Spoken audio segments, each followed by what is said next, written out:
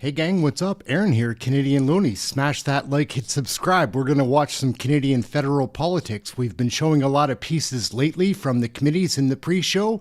We're going to show some of the speeches that take place on the House of Commons floor. They're always interesting. Let's launch right into it.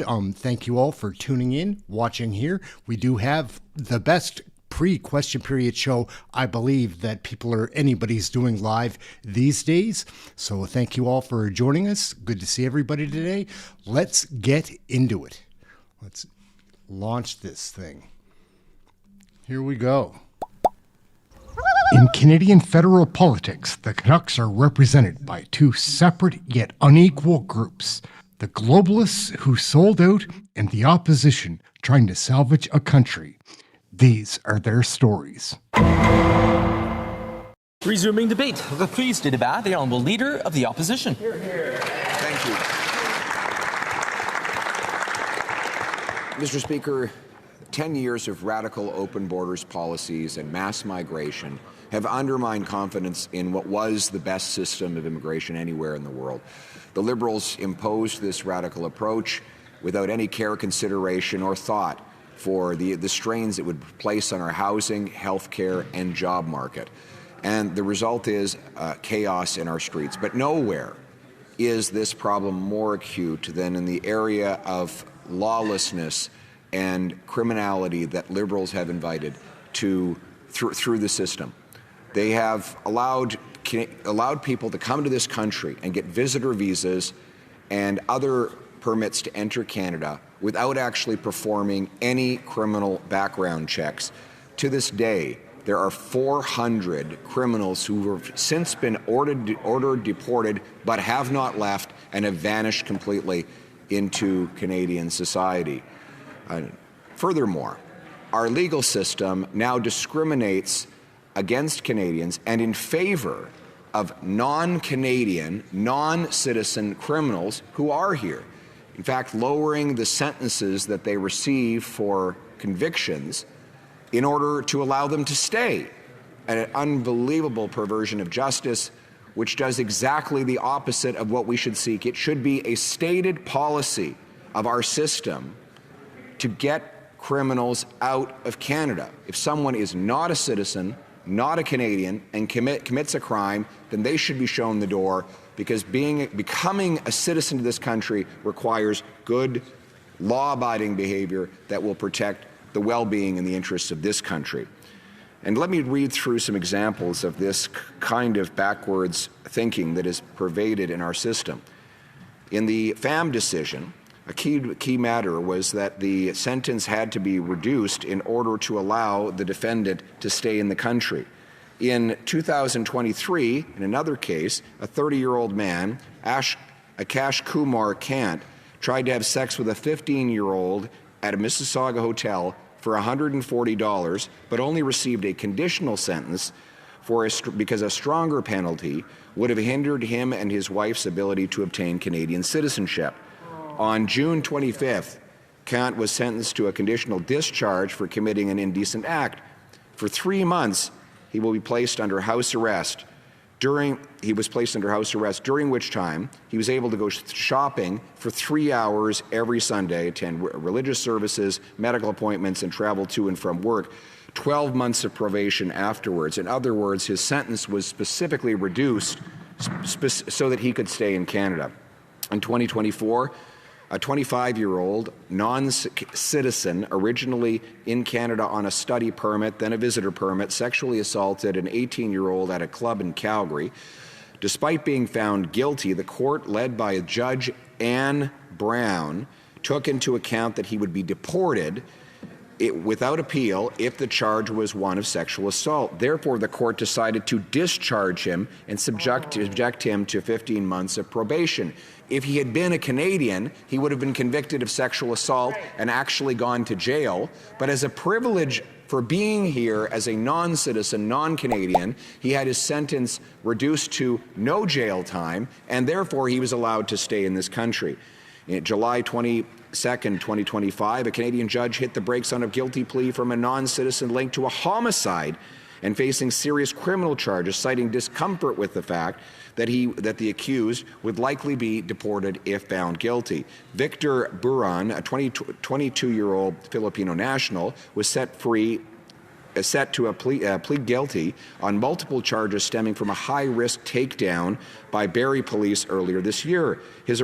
He was arrested on January 17th along with several co-accused after officers stopped a vehicle in a North End plaza and allegedly found drugs and firearms, and yet sentence reduced to preserve citizenship possibility. In October of 2025, Roosevelt Rush, a Jamaican national convicted of smuggling 55 grams of cocaine while on bail, already on bail, had his sentence slashed in half to just 12 months from what would have been a proportionate due sentence, in part because of his immigration status. And again, on October the 2nd, 2025, a judge reduced the sentence of Ashwin Sajeevan, who was here on a study visa, to just 5.5 months in jail because a sentence of 6 months would have made him inadmissible to Canada on grounds of serious criminality. The judge specifically weighed, and I quote, the immigration consequences,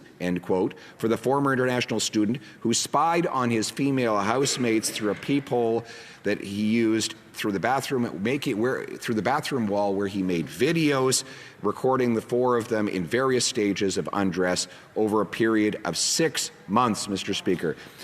Example after example of where judges are specifically lowering the sentences of non-Canadian citizens in order to allow them to stay in Canada.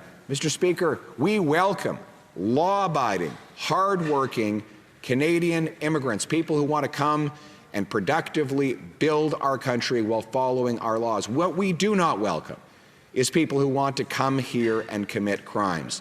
And that is why I'm very pleased that the member for Calgary-Nose Hill has introduced the bill on which I rise today, Bill C-220, an act to amend the criminal code, which would prohibit judges from lowering sentences or penalties on the basis of immigration status. We have one law. It should apply to every person equally. A person does the crime, they should do the time, and if that makes them ineligible to stay in Canada, then they must leave. Point final. That's just the reality. Mr. Speaker, Canadians have the right to live in peace and tranquility. They have the right to know that when they walk out the front door, they won't be harmed. They should also have the right to valued citizenship.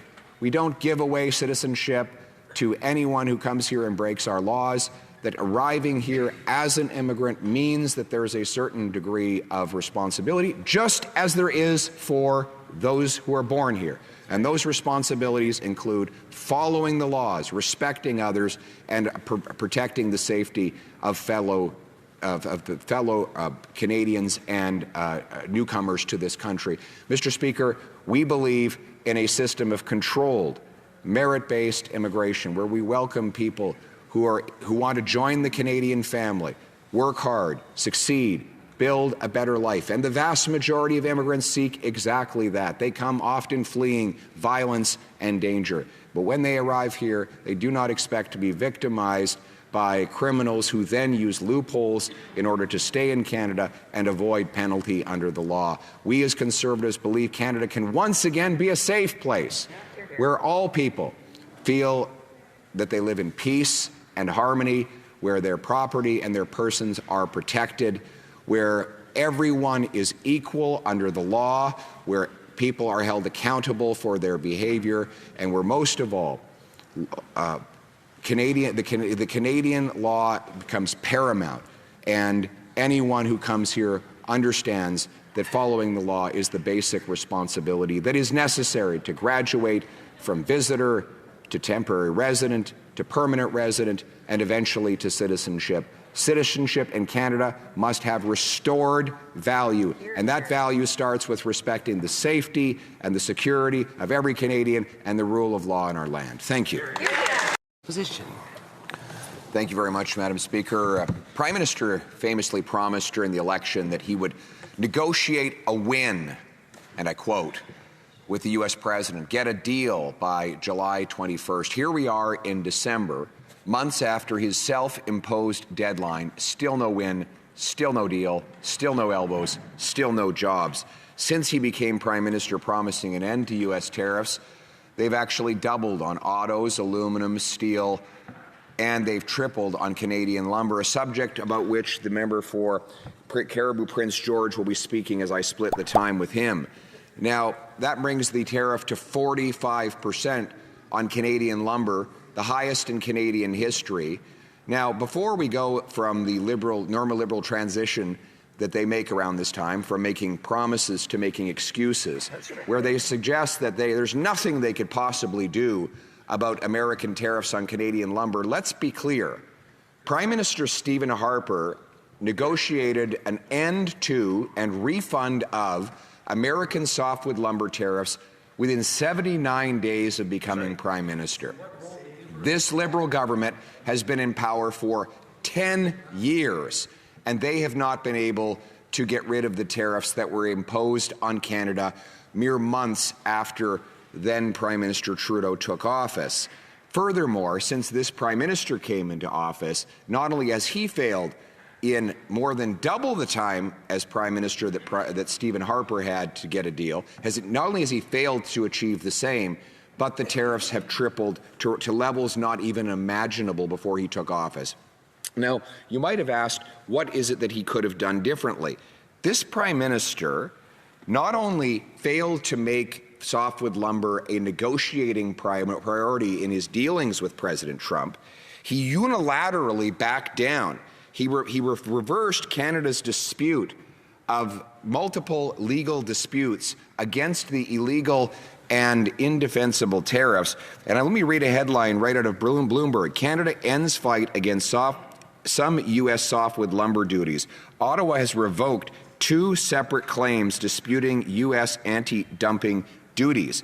He claimed, this prime minister claimed, this was a, quote, strategic choice, that he was making some kind of brilliant chess move, backing away and giving a major concession to the U.S. administration without getting anything in return. And let's be clear, there is not a single tariff that the American tariff that this prime minister got reduced in exchange for this concession. It was a unilateral climb down.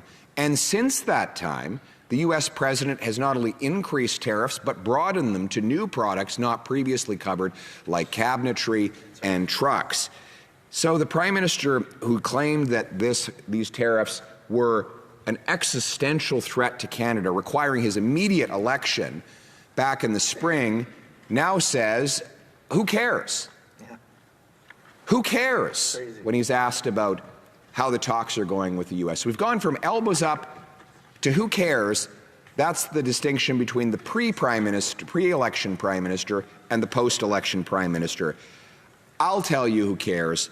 We care. That's right. We care about the workers, the 30 sawmills in British Columbia that have closed under this Liberal government's diplomatic failures. We care about the 150 union workers laid off at the Ear Falls sawmill. We care about the workers in Chibougamau. 150 workers who lost their jobs at the 100 Mile House in BC and amid market challenges. We care about the 350 workers at the Sinclair Forest Group facing now a 40% production cut. Madam Speaker, this is a massive industry of over $20 billion that has more people working in it than steel, aluminum, and autos combined. We need these jobs. Conservatives will put negotiating the end to the softwood lumber tariffs at the front of our objectives. We will take all taxes off home building so that we can use more Canadian lumber to build more affordable homes. Housing, after all, is a tariff-proof industry because after you build those homes in Canada, they do not face U.S. tariffs. We will speed up permitting, free up land, and build more homes, all of which will revitalize and rebuild our logging and our mill towns so that they can have great jobs providing the best lumber anywhere in the world. Thank you, Madam Speaker. Questions and comments. L'honorable secrétaire parlementaire. The Honourable Parliamentary Secretary. Speaker, I've got a comment and I've got a question for the Leader of the Opposition. My comment would be, it sounds to me like there's selective amnesia from him and from the Conservative, because this has been going on for 40 years. He just reminded us of one time under Prime Minister Harper. But it really has happened 5 times. This is the 5th time over 40 years. So let's talk about the whole situation. The second point is that it's a question for the Leader of the Opposition. He's very good at criticizing the Prime Minister on every single step, but I've never heard what his plan would be to negotiate with the President of the United States. I would love to hear that from him. He'll click his heel. The Honourable Leader of the Opposition. So, Madam Speaker, he claims that this is a 40-year-long dispute, but he omits the fact that the 10 years Conservatives were in power, we successfully negotiated an end to the softwood lumber tariffs. And a 1-year grace period. And furthermore, one time for 10 years, during which, by the way, the Americans actually paid back $4 billion of previously collected tariffs. By contrast, those tariffs came back in when this Liberal government took office.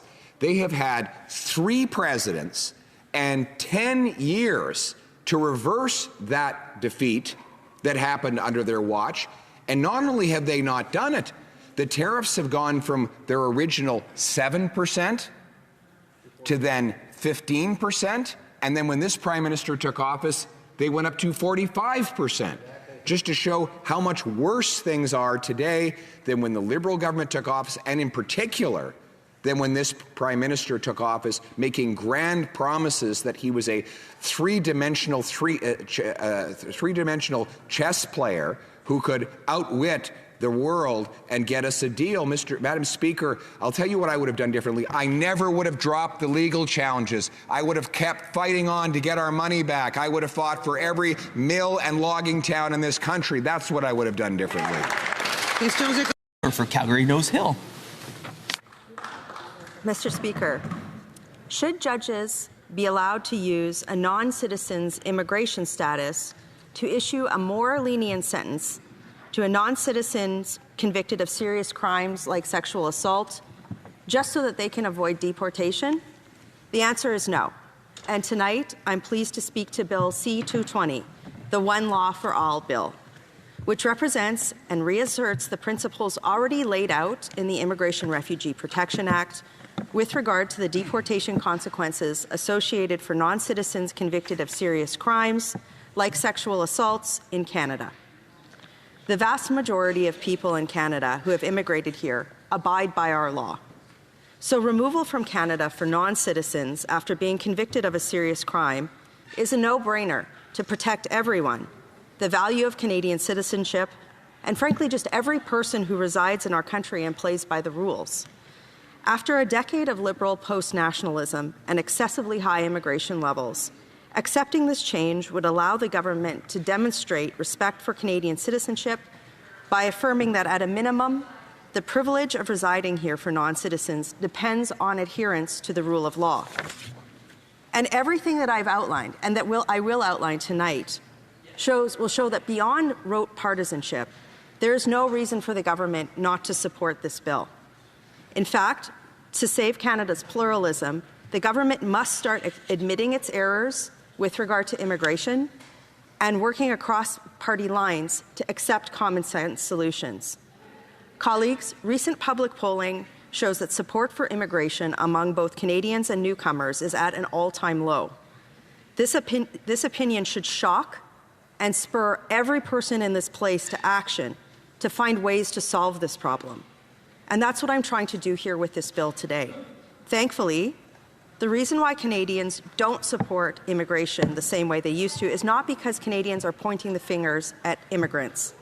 Rather, Canadians who are unhappy about immigration are pointing their fingers where the blame should be placed, at the federal government, who has, over the past decade, brought too many people in too fast for housing, healthcare, and jobs to keep up. while simultaneously legislating a doctrine of post-nationalism that asserts that there is no Canadian national identity, which includes things like an equanimous judiciary for non-citizens to integrate into. But Canada is at a tipping point. The government must quickly act to restore an immigration system that they broke. And if the government won't act, which it hasn't, then Parliament must. So in the spirit of nonpartisanship, I have used my private member's bill slot to correct one of the many areas that the government needs to act on to fix the immigration system. Later tonight, myself and my colleagues will move many amendments to Bill C-12 in a further effort to do the same. But back to this bill.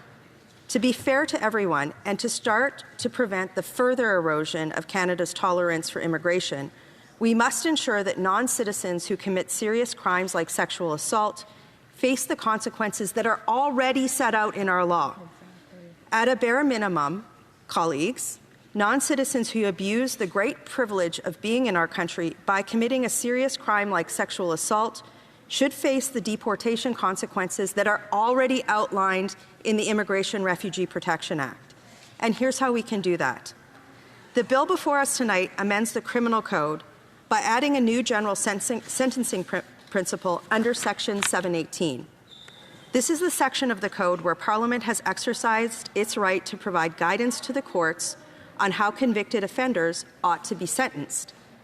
My bill proposes to add a simple one-line new principle under Section 718.202, which states that when sentencing a convicted criminal who is not a Canadian citizen, a court shall not take into consideration any potential impact the sentence could have on the offender's immigration status in Canada or on that of a member of their family.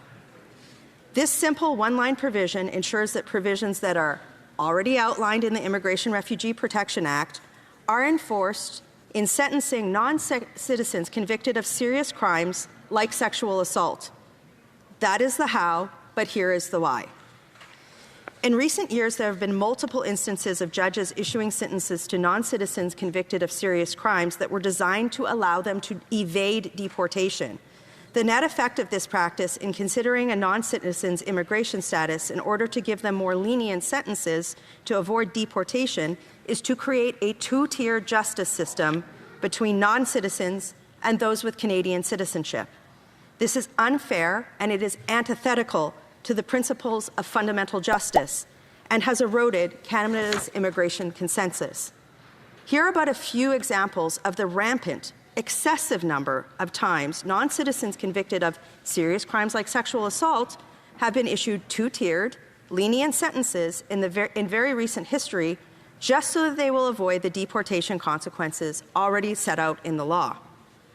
A non-citizen from India pleaded guilty to no fewer than 4 counts of voyeurism, which left his female victims with intense fear and anxiety and emotional distress. He was sentenced to 5.5 months jail. Why? Despite the judge admitting that 6 to 12 months would have been a more appropriate sentence. This was to avoid deportation, and the judge even said this. In a 2024 Calgary case, another non-citizen from India was granted a conditional discharge for attempting to purchase sexual services from a 15-year-old girl. They did this to allow him to preserve the eligibility to become a Canadian citizen and avoid deportation. The judge cited in the sentence the devastating collateral immigration consequences of a harsher penalty. What of the victims? A non-citizen in Canada on a visitor permit was convicted of twice groping an 18-year-old woman's genitals under her skirt as she stood at a bar to buy a drink. This person, this non-citizen, received a discharge from the judge so that he could have a deportation appeal. In March 2024, a 24-year-old non-citizen from Surrey, BC, received a conditional sentence of 2 years less a day for aggravated assault and possession of a weapon after stabbing a stranger. Sounds serious, right? Well, what did the judge do? The judge rejected the Crown's 4-year jail recommendation so that the non-citizen would be able to avoid deportation. In October 2025, just last month, Roosevelt Rush, a non-citizen from Jamaica, had his cocaine trafficking sentence halved from an expected term, while already serving 6 years for fentanyl and firearm offenses because the judge wanted to help him avoid deportation. In 2024, in BC, a non-citizen was convicted of fraud and received a 6-month sentence, which a judge shortened from 10 months so that he could what? Avoid deportation. In 2024, a non-citizen from Somalia was convicted of assault with threats against police and had their jail time cut short to evade deportation too. This one was a refugee who committed these crimes while getting the benefit of Canadian sanctuary.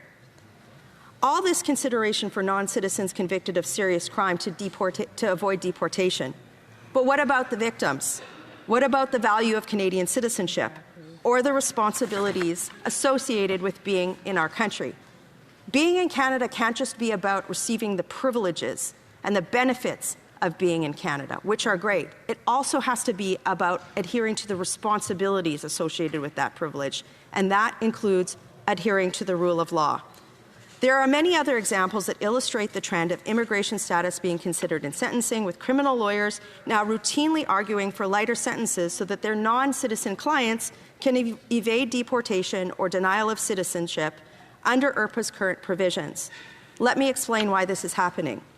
Ever since the Supreme Court ruling in R versus FAM, the courts have been giving greater consideration to collateral immigration consequences when sentencing. To be clear, this court ruling explicitly ruled that this consideration does not constitute a charter right or a remedy or a charter breach. In fact, this ruling doesn't even mention the charter once. Further, the court ruling also made clear that the flexibility of our sentencing process should not be misused by imposing inappropriate and artificial sentences that, in fact, to do so would circumvent Parliament's will. That is clearly not what's happening. Activist judges have taken this ruling as evidenced by the proliferation of examples that I have given and twisted it beyond its scope in order to allow non-citizens who have been convicted of serious crime to get more lenient sentences to avoid deportation. That is what is happening. Meanwhile, Canadians would not be given the same consideration. So we have a two-tier justice system. The will of the courts cannot be trusted if it is allowed to go unchecked, as it clearly has in all of these cases. My friends and colleagues, it is long past time for Parliament to exert its will and rein this poison in. To be very clear to every colleague here, the Supreme Court has been clear that the people of Canada who are concerned by crimes committed by non-citizens have every right, through their elected representatives, to provide guidance to sentencing judges. And that is exactly what this simple, common-sense, nonpartisan bill does. Just this morning, the Globe and Mail editorial board said that judges in our current system are protecting non-citizens from the consequences of their criminal conduct, lamenting that no one seems to consider whether Canadians would want these offenders as citizens in the first place. This is the Globe and Mail. While it's tempting to blame judges for the state of affairs, the fault lies with the federal government, who, in spite of the increased evidence of leniency in sentencing due to consideration of immigration status in recent years, have declined to provide more clarity to judges through legislation. This is why I introduced this bill, to amend the criminal code and rectify this issue. The rationale for this change is straightforward. Anyone seeking residence or citizenship in Canada, as I said, has responsibility as well as rights. The Citizenship Guide clearly states that citizens must obey Canada's laws and respect the rights and freedoms of others. And IRPA outlines the potential consequences for non-citizens who fail to do so. A non-citizen in Canada should accept individual responsibility for defending the democratic institutions of Canada's constitutional monarchy, which is an ordered liberty rooted in the principles of peace, order, and good government. In practice, this means they will defend shared Canadian rights like freedom of conscience and religion, freedom of thought, belief, opinion, and expression, including freedom of speech, of the press, freedom of a peaceful assembly, freedom of association, and the equality of women and men. All Canadians and those seeking to become one are expected to abandon any violent, extreme, or hateful prejudices and to contribute to Canada. And they are expected to respect the rule of law and accept the consequences for not doing so. Without legislative clarity on considering immigration status in sentencing, judges can apply aspects of the FAM ruling to undermine the principle that non-citizens, that principle for non-citizens, effectively end running the deportation consequences already enacted by Parliament that exist in IRPA. To those who would say that this bill offends the principle of judicial independence, I want to make it clear that it is entirely appropriate for Parliament to offer guidelines to the courts on sentencing. Section 718 already does this in countless ways, but I will highlight 4 examples. 1. The very beginning of Section 718 in the Criminal Code states in part that the fundamental purpose of sentencing is respect for the law. I would argue that Canadians lose respect for the law when it is not applied equally, and it has not been done in the case of non-citizens convicted of serious crimes like sexual assault. 2, Section 718(1) states that a sentence must be proportionate to the gravity of the offence and the degree of responsibility of the offender. I would assert that at no point has Parliament intended to say that the responsibility of the offender is reduced because of their immigration status. To suggest otherwise is to remove agency from an individual just because they were born in a different country, and that's wrong. 3, Section 718(2) lists the following as an aggravating factor for the purposes of sentencing: evidence that the offence had a significant impact on the victim considering their age and other personal circumstances, including their health and financial situation. Many of the cases I highlighted tonight involve sexual assaults, which obviously have a significant impact on the victim and disproportionately impact women. Our bill will seek to reestablish this general sentencing principle that has too often been ignored.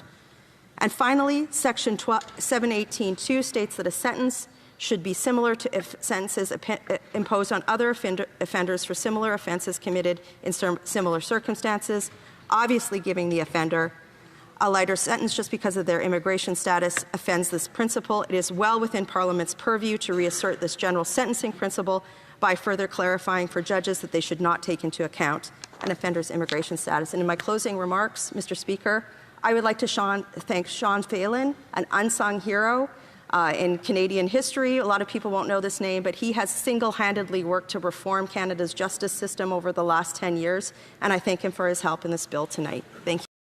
Thank you very much, Madam Speaker. It is always a pleasure to rise in this House and to speak on behalf of the incredible citizens of Calgary, Midnapore, that I'm so incredibly proud to represent.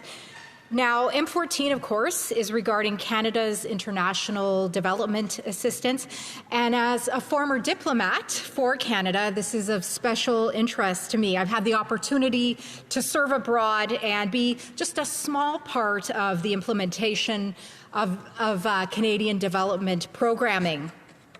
So coming from this diplomatic background, I've had a bit of time to experience and to consider the thoughts for me, which are, what is the reasoning for foreign aid? What is the reasoning for international development? And for me, Madam Speaker, it is primarily 2 things. The first thing is the hope that all of humanity could have the incredible historic standard of living that we had in Canada. Something absolutely wonderful. And the second reason for me, Madam Speaker, is that we as a nation could invest against future problems for Canada. I think that these are both very solid reasons and considerations behind foreign aid. And I'll expand on each of these ideas. So the first one that I said was the hope that all of humanity could have the incredible historic standard of living that we have had in Canada. And I would go so far to say that as a developed democratic nation, it's our obligation to help other nations on the road to democracy. And nothing feels better, Madam Speaker, than helping other people. I know my colleagues in the House would most certainly agree with that, since we get the opportunities as members of Parliament to do this. When I was consul en charge for Canada to El Salvador, I really enjoyed implementing the Canada Fund. And this was at a very special time in the history of El Salvador, certainly not the El Salvador we see now under Bukele, but a time where there was still much insecurity, instability within El Salvador.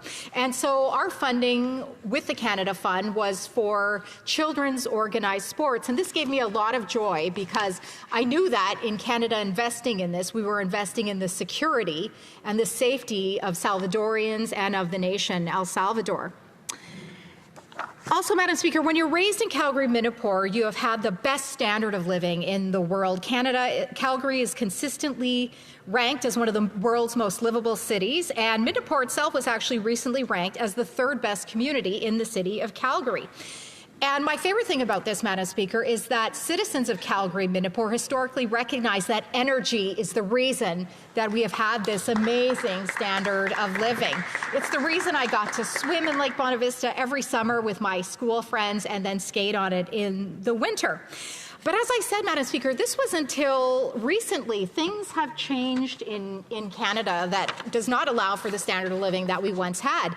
These things include Canada has fallen to 27th place in the Global Quality of Life Index, dropping from 9th a decade ago. It's the largest decline among the world's top 30 countries. 2.2 million visits to food banks in March 2025, the highest number in Canadian history, and 700,000 of those food bank visits, Madam Speaker, are children.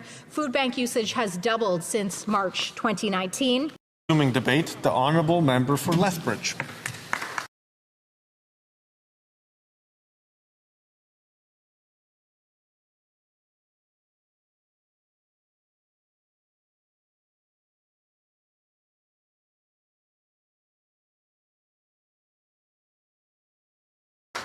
Thank you, Mr. Speaker. Absolutely. Canada is a nation built on ordinary people doing extraordinary things. It was the prairie farmers who turned barren land into the world's greatest breadbasket. It was the workers who carved a national railway through mountains so grand that they seemed immovable. It was the veterans who fought tyranny overseas and then returned home in order to build into communities here in this nation. And it was and continues to be the inventors, the builders, the entrepreneurs, and the newcomers who have used their skills, their hands, and their knowledge to build Canada and make us a nation that is admired around the world. And at every turning point in our history, it was the determination, the creativity, and the grit of the people that spurred us forward. And today, despite the heavy burdens on them, Canadians remain our greatest source of hope. They want to build, they want to contribute, they want to provide for their families and to see our communities thrive. They do not want, and they do not need, yet another government handout. The honourable member just gave an entire speech for 10 minutes outlining program after program after program. There is nothing empowering about that.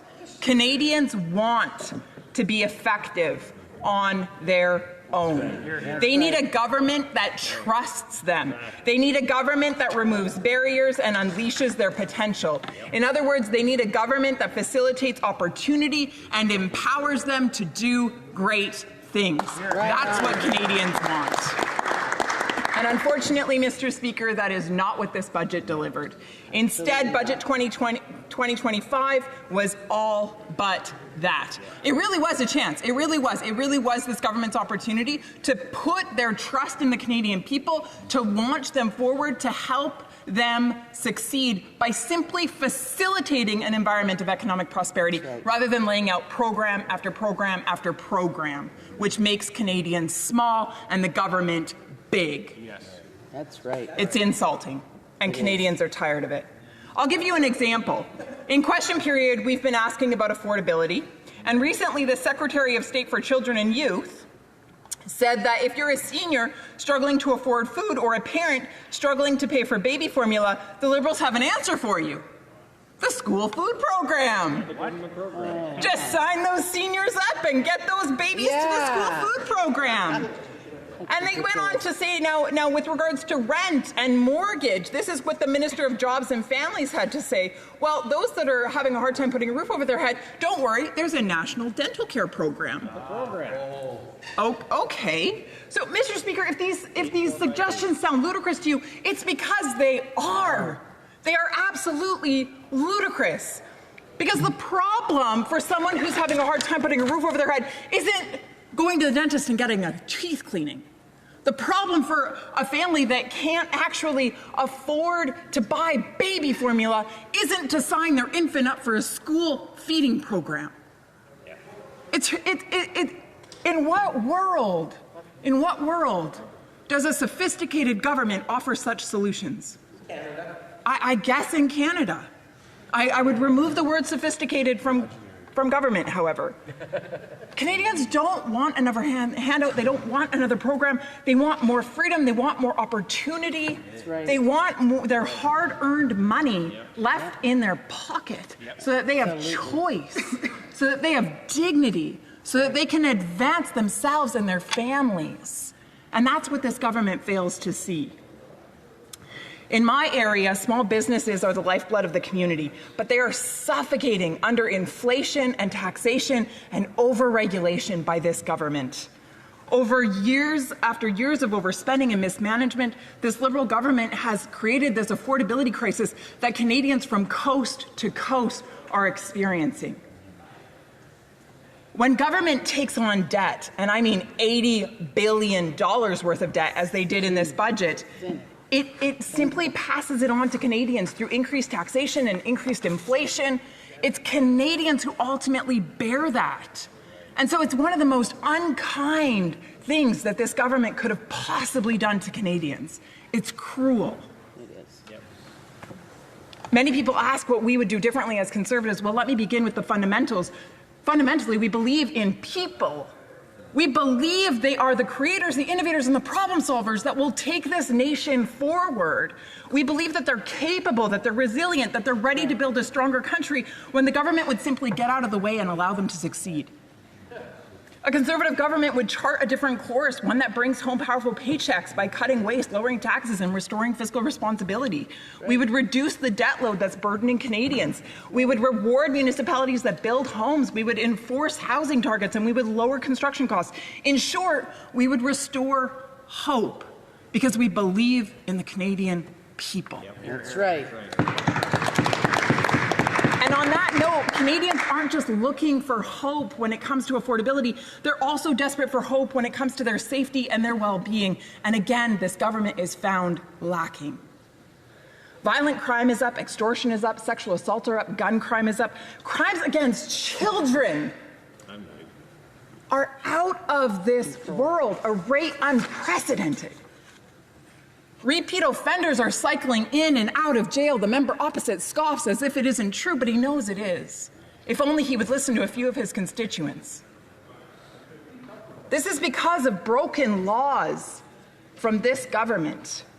Criminals are being let out on the streets after only serving a fraction of their time, and sometimes their time for heinous crimes such as assault are spent in their living room, not even behind bars, thanks to this Liberal government's lackadaisical laws. Yeah, that's right.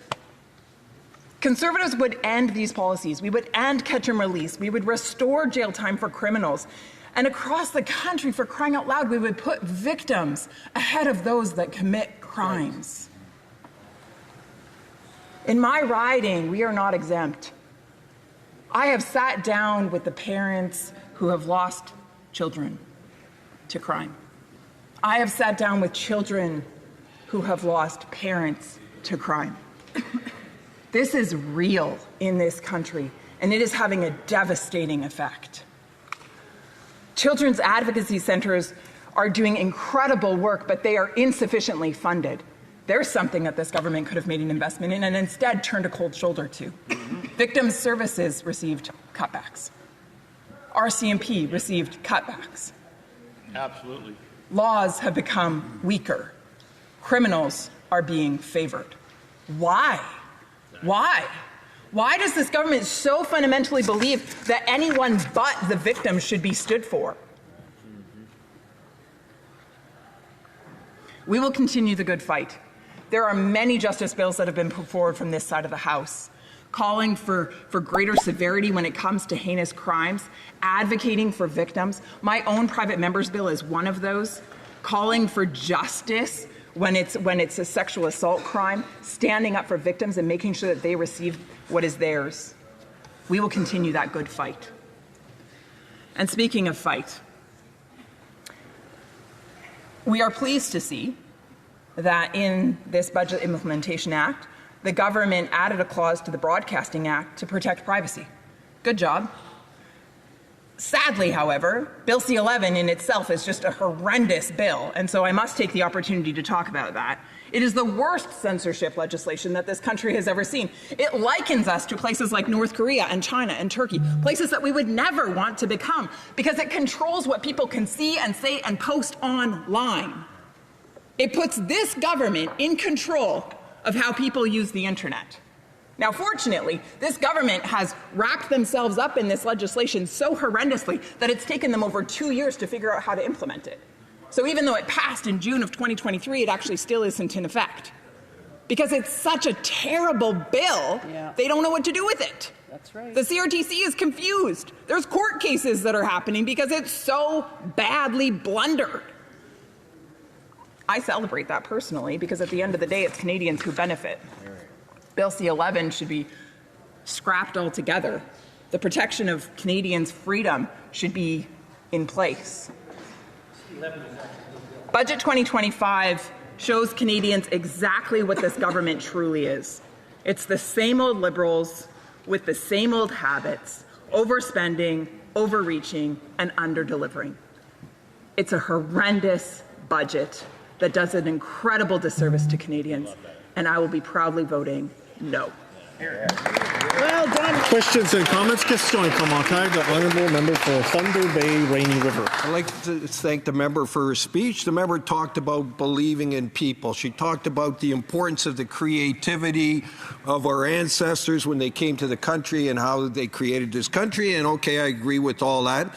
But what does she think of the fact that our budget provides $1.7 billion for a suite of recruitment measures to recruit top-level scientists, innovators, doctors to our country?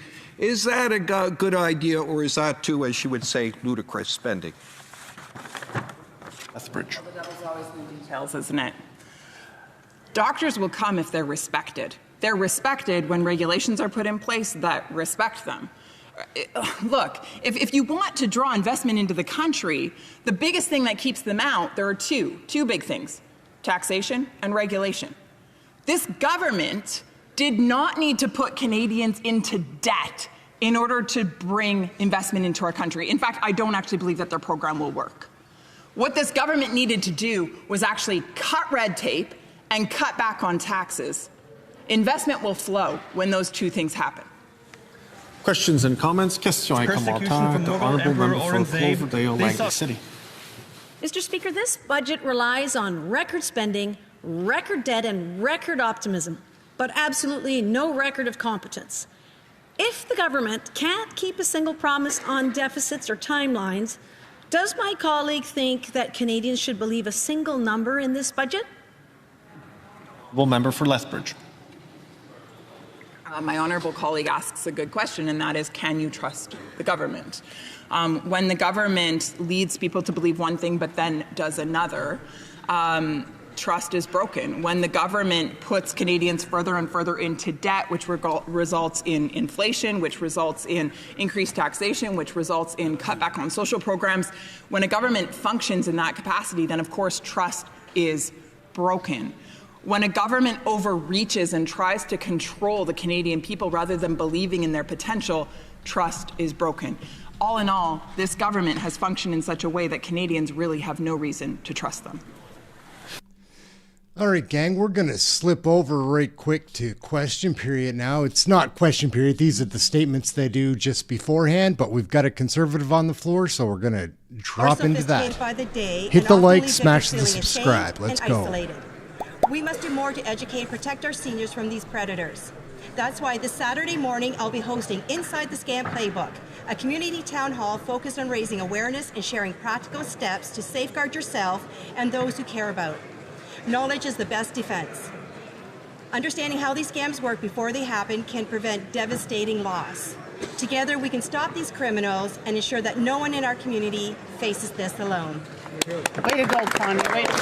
L'honorable député d'Alfred Pellan. The Honourable Member for Alfred Pellan. Mr. Speaker, November 22nd was National Housing Day. We recall the essential importance of housing, so everyone in Canada may have an affordable home. With Build Canada Homes, we will double housing construction, speed up housing starts, and restore accessibility for families. In my riding of Alfred Pellan, these investments are already paying off. 145 housing starts have been planned thanks to housing investments. They will house over 11,000 people. And let us recall, while we are achieving things, the official opposition leader only built 500 homes when he was housing minister. Our plan is a real plan, and it is already underway. With the budget 2025, we're building a stronger Canada. Honourable Member for Middlesex, London. Christmas is the season of hope, a light that breaks through even the darkest of days. During this time, we remember the true meaning of this holy day, the birth of Jesus Christ, the light of the world. As Scripture reminds us in John 1:5, the light shines in the darkness, and the darkness has not overcome it. That promise is as real in Middlesex, London, as it was in Bethlehem. This is the season to carry the light into our communities through kindness, generosity, and cheerful giving. Thank you to everyone who brings warmth to our towns and villages, the parade organizers, the church choirs, first responders, volunteers, and neighbors who show up quietly and faithfully. You make this season glow. Let us keep the support going strong. Shop local to lift up our small businesses, and if able, pick up an extra item for our community food bank so that no one's left out in the cold. Every act of compassion, large or small, is an example of Christ. From my family to yours, Merry Christmas. May the peace of Jesus Christ guard your hearts and homes, and may God bless you in the year ahead. Well said. The Honourable Member for Kitchener-Conestoga. Thank you, Speaker. I rise today to celebrate an incredible achievement by the Woolwich Thrashers sledge hockey team. At the recent Cruisers Cup tournament, our junior Thrashers struck gold, going undefeated and capping it off with a 4-0 shutout in the finals. Their determination, teamwork, and heart were on full display, with Wilder Sutton Rustin scoring all 4 goals and goalie Hadley Deckert earning a flawless shutout. Not to be outdone, the Thrashers men and women's mixed open team battled through tough competition to claim bronze in their division. From start to finish, these athletes showed resilience, skill, and sportsmanship, qualities that make our community proud. Congratulations to the players, the coaches, and families. Your hard work and your spirit inspire us all. Go Woolwich Thrashers. Thanks, Speaker. The Honourable Member for Portneuf-Jacques-Cartier. Thank you, Mr. Speaker. Today, we are celebrating a key milestone, the 50th anniversary of the Fédération des communautés francophones et acadiennes du Canada. Our communities mobilized to create a national organization. Hundreds of men and women continue to defend Francophones as well as their rights and interests all throughout Canada. The FCFA supports cultural vitality and contributes to building resilient, proud, and highly engaged communities. This half-century reminds us of all that they have accomplished, but also all that remains to be built. Together, let us continue to protect, advance, and showcase the Canadian francophonie for future generations. Congratulations for 50 years of engagement and advancements for the francophonie. The FCA is important and vital if we are to maintain our country's distinct French-English bilingual character. Thank you to everyone who bring our French language to life each and every day. Let us keep up the good work.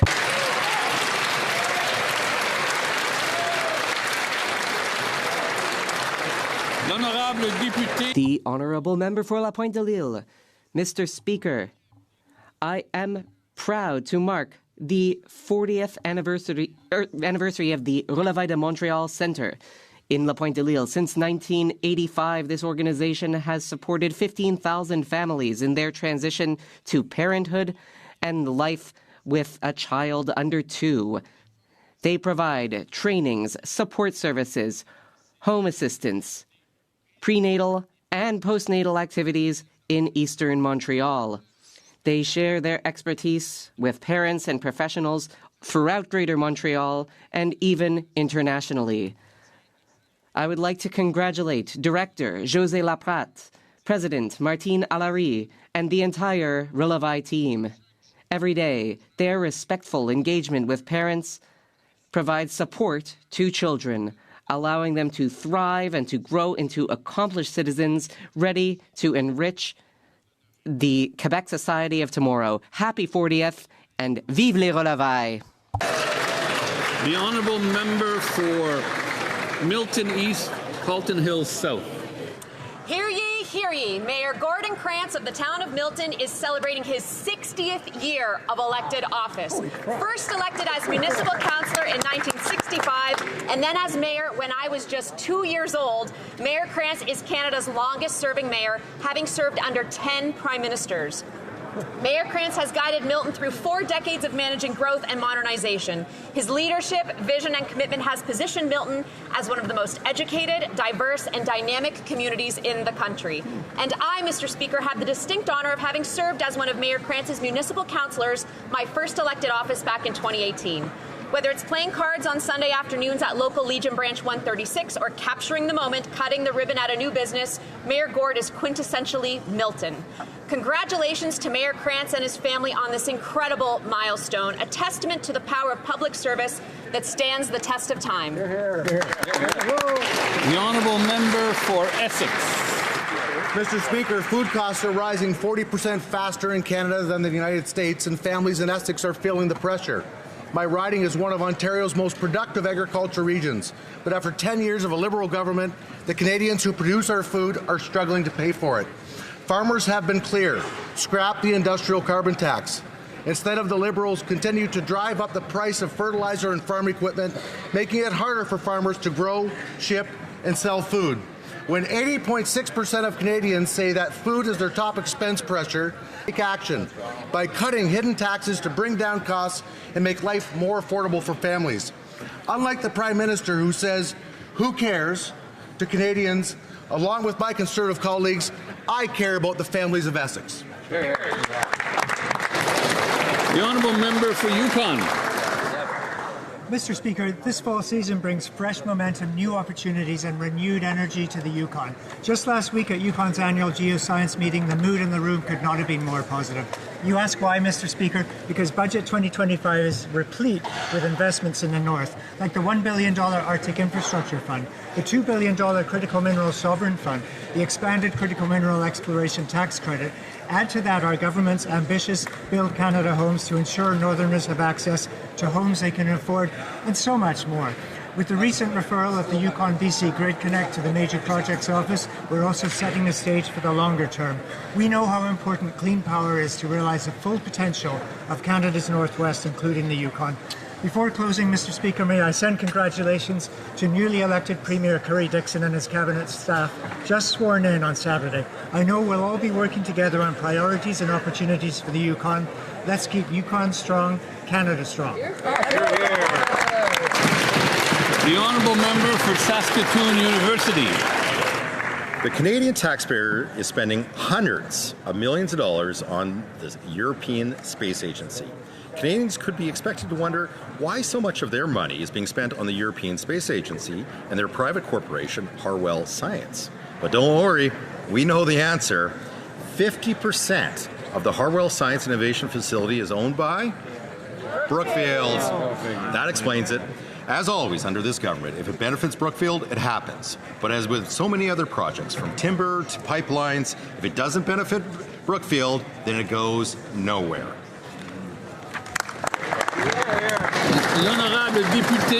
The honourable member for Vaudreuil. 158 years, Canadians have elected members of Parliament. They've travelled to Ottawa to take their seats in these chairs and make decisions that have helped build the greatest country in the world. Today was an honor to turn that work over, if only temporarily, to bright and inspiring grade 6 students from Forest Hill Elementary in St. Lazare. Under the guidance of Principal Laurent, dedicated teachers, and of volunteer parents, 106 students took their seats to become MPs for the day. They shared what Canada meant to them, what issues were most important, and we're proud to share ideas on how to build an even better Canada in the years ahead. The discussion was insightful and served as a reminder of our true purpose in this place, to leave a better Canada for our children than the one we ourselves inherited.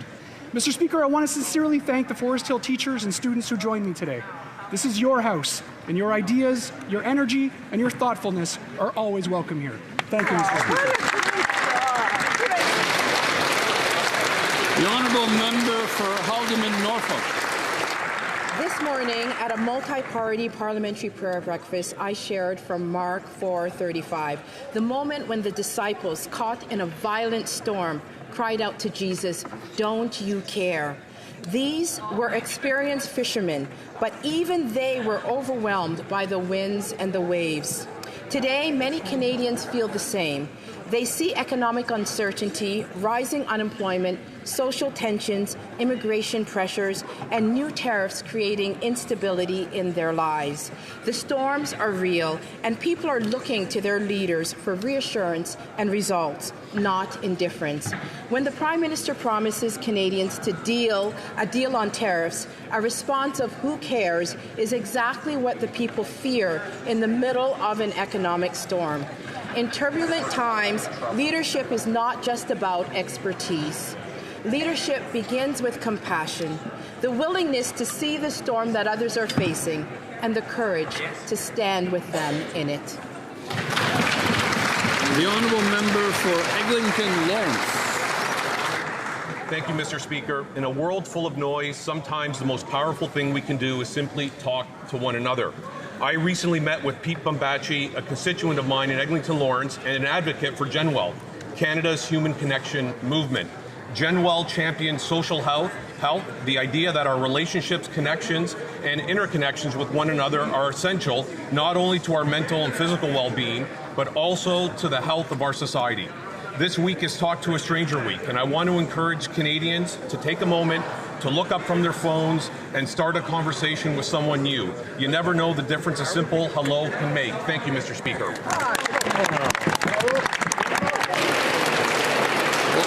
Oral questions, questions orales, the Honourable Leader of the Opposition. Who cares, Mr. Speaker? Monsieur le Président, le Premier Ministre. Mr. Speaker, let's go. The Prime Minister promised that he would negotiate in our favor before July 21st, but there haven't been any wins. The Americans have doubled tariffs, even though the Prime Minister has made concessions, getting rid of the digital services tax, the counter tariffs. He's even backed down on softwood lumber, but he got nothing in return, except for one thing, a contract from President Trump for Brookfield, an $80 billion contract. Is getting more money for his business the win that he promised Canadians? The Honourable Minister responsible for Canada-US trade. Mr. Speaker, as my colleague knows very well, Canadians did not place their trust in his judgment when it came to standing up to President Trump. They didn't trust him not to just sign any old agreement. What we've done is to work hard with the U.S. to find an agreement that will be in the interest of both industries and workers in Canada. At the same time, Mr. Speaker, we are taking more measures to help Canadian workers and industries. The Honourable Leader of the Opposition. Mr. Speaker, do you want the good news or the bad news?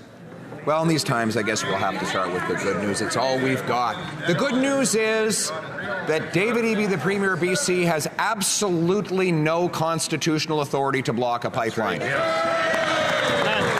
bad news is that this Prime Minister does. Under Section 9210A of the British North American Act, works between provinces are exclusively the federal government's responsibility.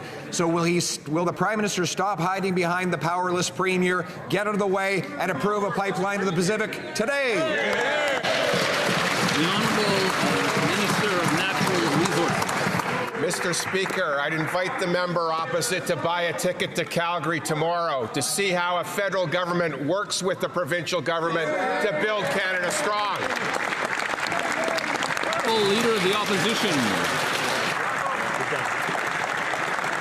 Tomorrow, the Prime Minister will wave around in the air a worthless piece of paper that he says that the Premier of BC can veto any time he wants. Here's the political problem he has. Canadians want a pipeline. They know it's the best way to get our resources to market going around the United States of America, but his Keep It in the Ground caucus is standing in the way. Why doesn't he stand up to them and stand up for Canada? The Honourable Minister of Natural Resources.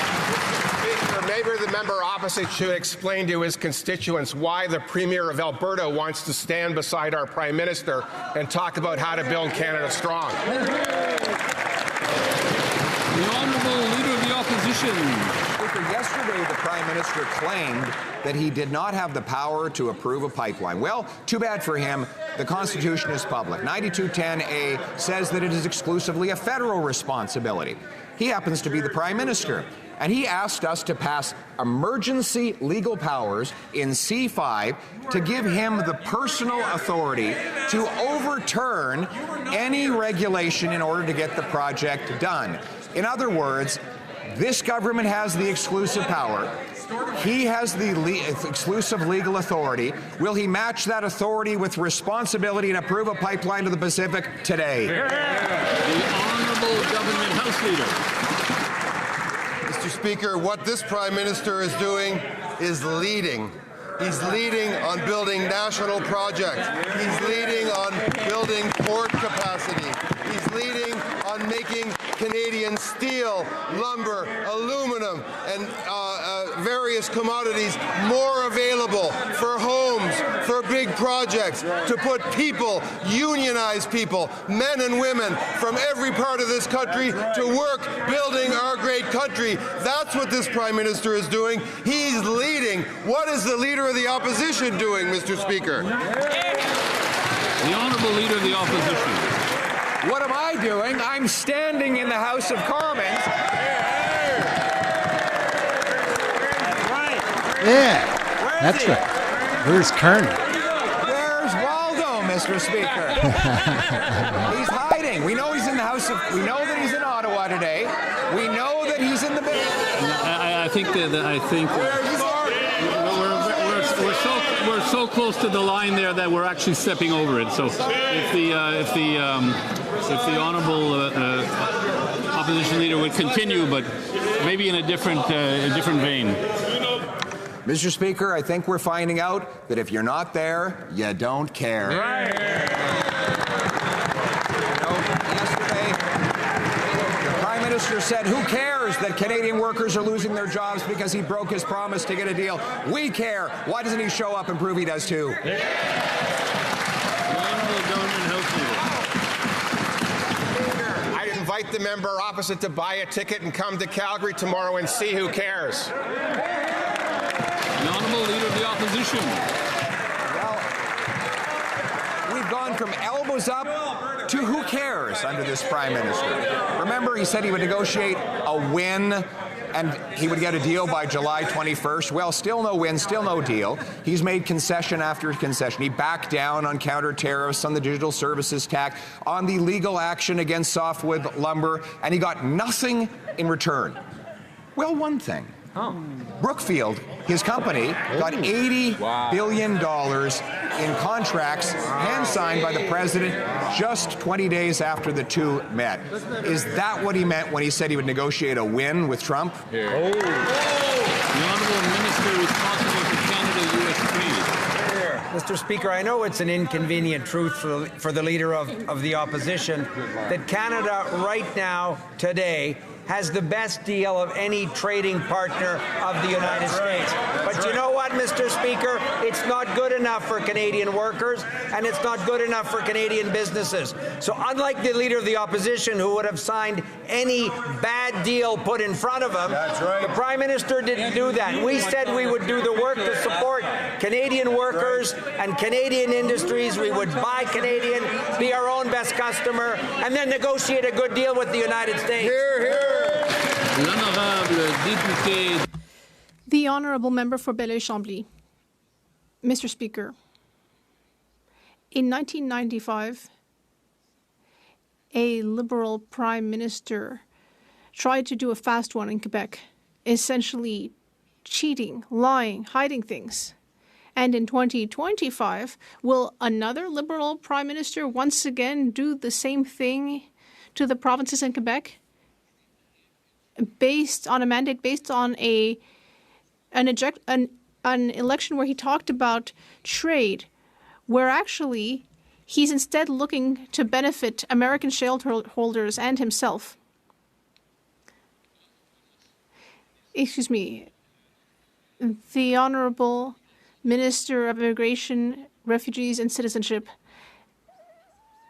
I'd like to thank my colleague for the question. I can say for all Canadians, and especially for Quebecers, that I'm not focusing on things that have happened in the past. Instead, I am concentrating on what we can do to make our immigration system strong and to attract the best talents in the world for both Quebec and Canada. Under the Canada-Quebec agreement, Quebec is the one that selects its own permanent immigrants. The Honourable Member for Belleuil-Chambly. Well, I'll have to make my question clearer, or make it clear who I'm asking the question. I will have to ask the Minister of Canadian Heritage, the former leader of Équiterre. Is he comfortable with the fact that the Prime Minister is trying to get around Canada's legislation in order to push an oil agenda to the detriment of the climate?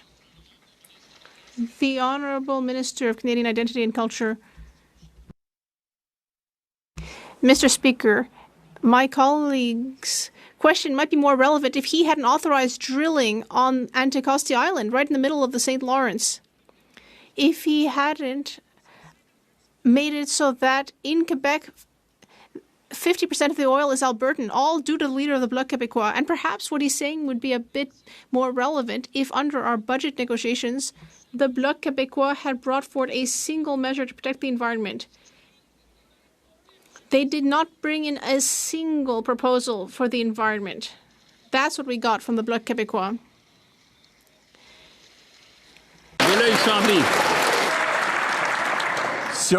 The Honourable Member, had we brought forward an environmental measure, that would have meant that there was one in the budget. The Minister of Heritage, the former Minister of the Environment, he is a Quebecer. He was a member of the Liberal caucus under Justin Trudeau. Will he solemnly promise to Quebecers and people from BC that he promises, as an environmentalist who used to rappel up buildings in Ontario, that none of these projects will go forward in Quebec or BC without the consent of the province of Indigenous groups and social accessibility? Will he promise that that will never happen without that consent? The Honourable Government House Leader. The answer, Mr. Speaker, is yes. Député de Charlebourg. The Honourable Member for Charlebourg, Haute-Saint-Charles. Well, Mr. Speaker, this morning we learned in La Presse that the Liberal member for Laval-Les-Îles is denying that he was involved in the Quebec Liberal Party's leadership race, although he did have a certificate for raising funds. Does the member know that he needs to ask a question about matters that affect the federal government? I think it's pretty clear that my question is about a member that is here across the way, and I think my question is in order. My question is very clear. Can the Prime Minister guarantee that no member of the Liberal caucus has broken federal or provincial laws? Have some respect, Darrington, calling the speaker by his first name. You have done. Je vois pas que ça touche vraiment. I don't think this has to do with any matter of federal government policy. This is a matter of provincial legislation. That was raised in the question, so I don't think that we can allow this question. De Charlebourg, Haute-Saint-Charles, une deuxième tentative. Well, Mr. Speaker, I'm speaking about federal legislation. Let's recall that the former parliamentary leader of the Quebec Liberal Party, Mauro Whiskey, said to Pablo Rodriguez that there were dubious shenanigans happening in Ottawa.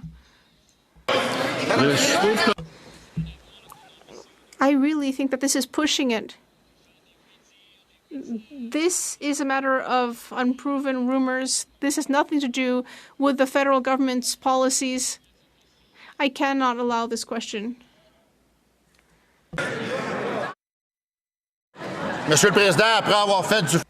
Mr. Speaker, now we see that the Liberals want to move on to a cover-up. South Innisfil. The Prime Prime Minister says Canadians need to sacrifice more and accept a lower standard of living and quality of life, while he says, who cares about critical trade talks with the U.S., acting more like an advance team for Brookfield and standing up for Canadians. Everywhere he goes, a deal for Brookfield follows while tariffs stay in place or go up. We learned this week that the Prime Minister stands to make millions in bonuses from Brookfield's success. Why does the Prime Minister have his elbows up for him and his Brookfield buddies, but says who cares about Canadian businesses and working families affected by tariffs? Honourable Minister of Jobs and Families. Has taken office, that's exactly what he's done. In fact, we stood up for Canadian companies and workers all across this country, and just in a few minutes, the Prime Minister will do it again. He'll stand up for Canadian companies, lumber companies, steel companies, and their hardworking union members that are fighting so hard to protect the economy of their region. Mr. Speaker, why don't they get on board and fight for Canadian families instead of for themselves? The Honourable Member for Berwick South Innisfil. So he shrugs off critical trade talks with a smug who cares. Here's something he can't shrug off and everyone should care about. Despite the conflict of interest and ethics screen he has on Brookfield, we found out this week that the Prime Minister met with Brookfield executives behind closed doors in his office in October, proving that his ethics screen is more like a smoke screen. The Prime Minister and Brookfield stand to gain millions from his policies. He knows he can't have any contact with Brookfield, but he met with them anyways. Why would he meet with Brookfield knowing he's barred from having any contact with them? The Honourable Secretary of State for Labour. The Prime Minister in a few minutes will be doing his job. He'll be standing up for steel workers. Every project, every infrastructure project in this country depends on one thing, Mr. Speaker, Canadian steel, strong Canadian steels, and the workers who produce it, Mr. Speaker.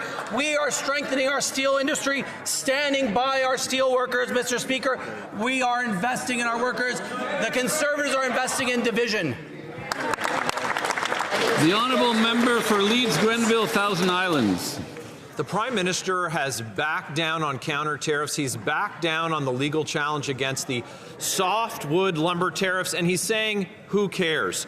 Now, Canadians thought that he got nothing in his negotiations. It turns out that he just got nothing for Canadians. After his last trip to the White House, he got an $80 billion nuclear deal for his company, Brookfield, which will see the Prime Minister's own personal investments increase in value. So why is it that the Prime Minister is trading our national interests for his own personal financial interests? The Honourable Minister of Housing and Infrastructure.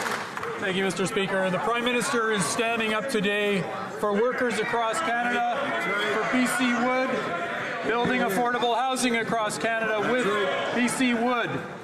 He's standing up to reduce the transportation costs across the country, to get BC Wood to build homes across Canada, and to bring steel from central Canada to the east and west more affordably. Mr. Speaker, the Prime Minister is standing up for Canadians today, and we stand with him.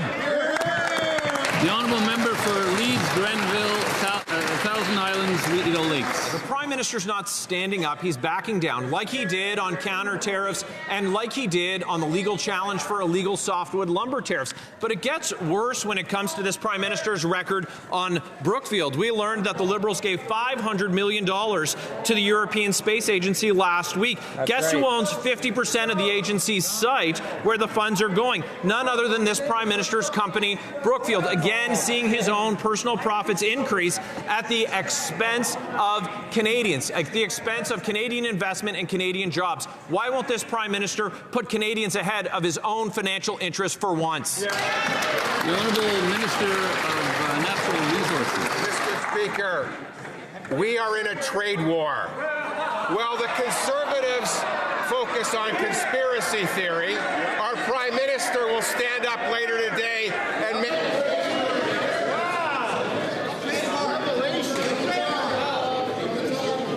Not from the top, but the member may continue. Mr. Speaker, we are in a trade war. While the members opposite engage in conspiracy theories, our Prime Minister will stand up later today and announce major new supports for the forest products industry.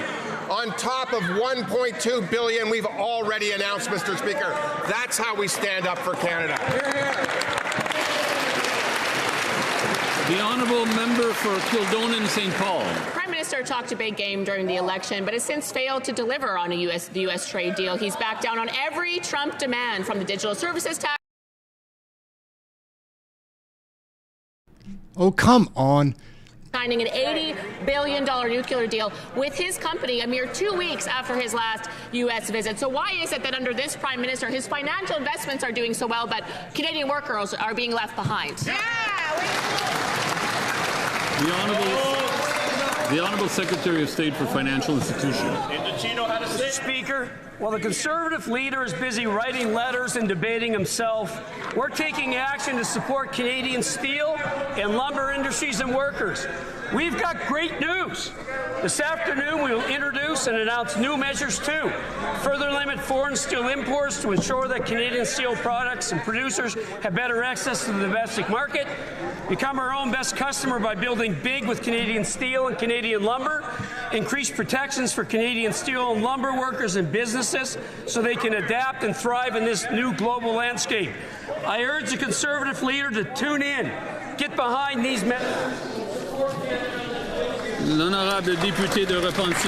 The honourable member for Repentigny. Mr. Speaker, the Liberals want a second dirty oil pipeline. Even with Trans Mountain, they still want more.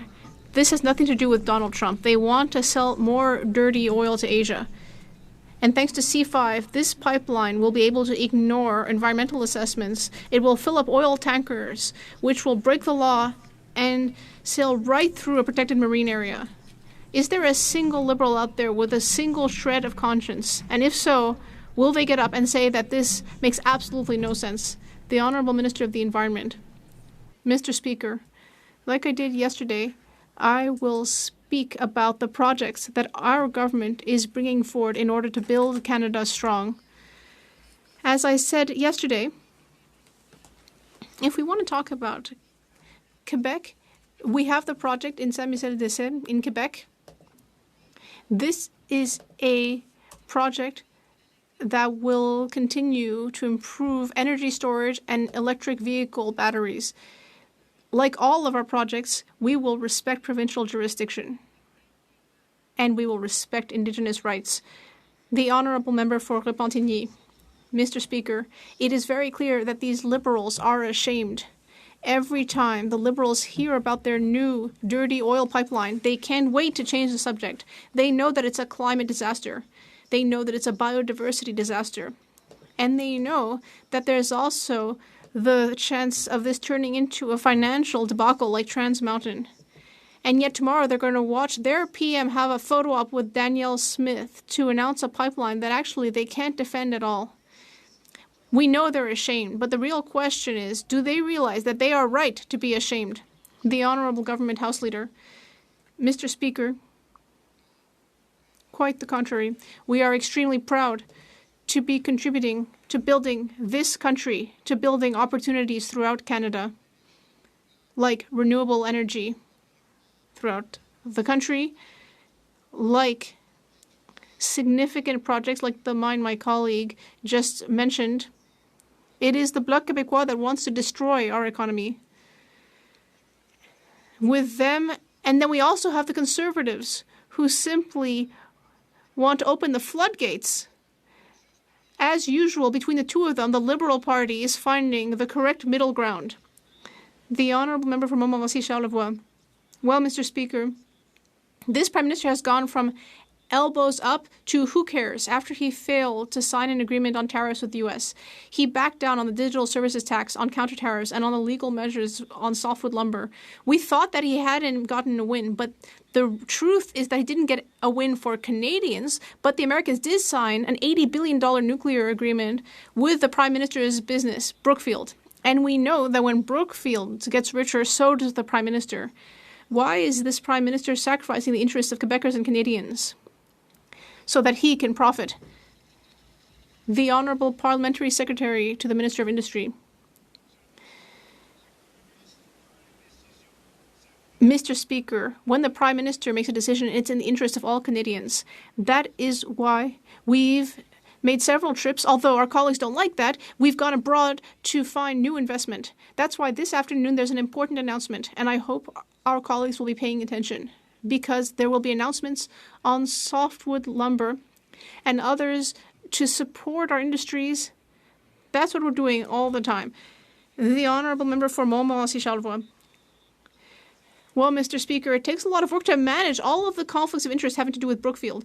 The clerk of the Privy Council told us that teams are working around the clock to manage these conflicts of interest. He sold his Brookfield shares to be sure that he meets ethical standards.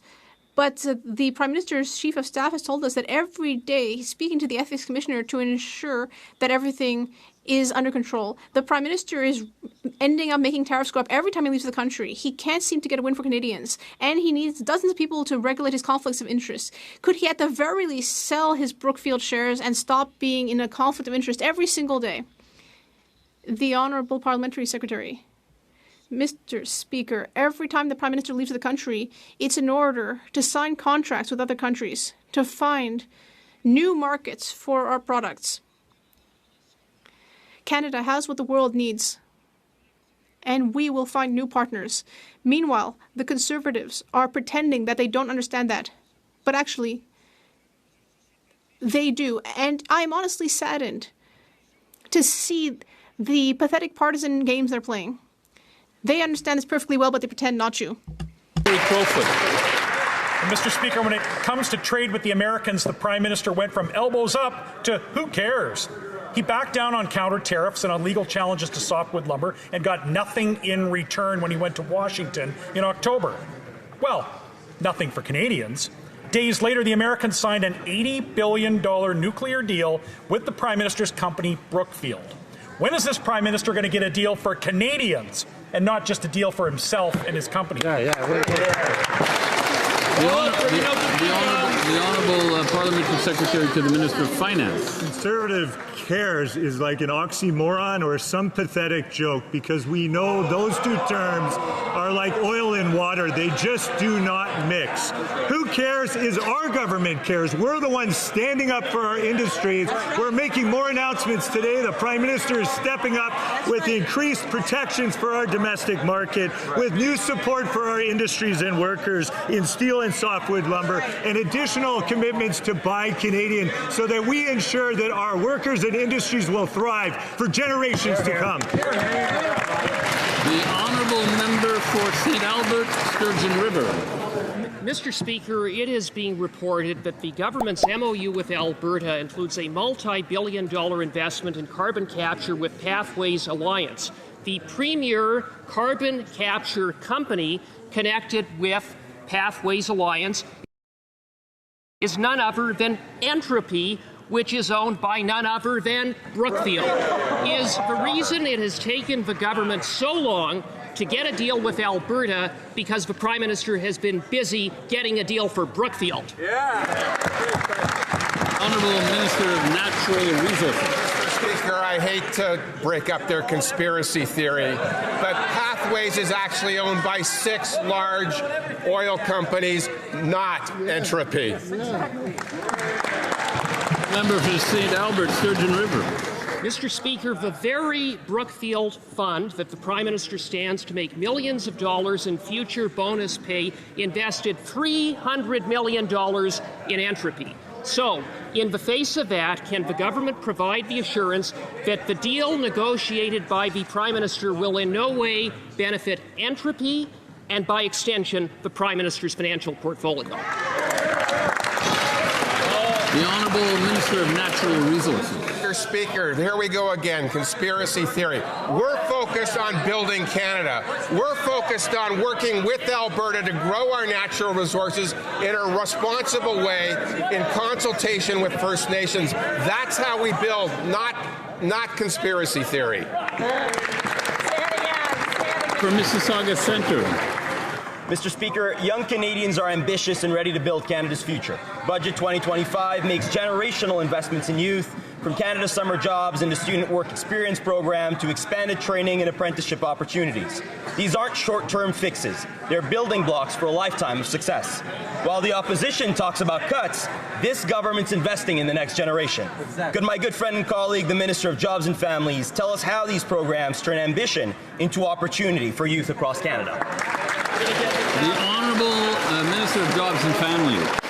Well, thank you, Mr. Speaker, and thank you very much to the member for the question. I've had the opportunity of meeting with youth from across the country about the investments that we're making in Budget 2025. $1.5 billion, Mr. Speaker, for youth skills and training, but a very specific program. I met with some members and some members of youth from that member's riding who talked about their excitement and enthusiasm about seeing the Climate Youth Corps in this budget. Mr. Speaker, youth are worried about the climate, and now they have something to look forward to, participating in a program that allows them to use their skills and get paid for them.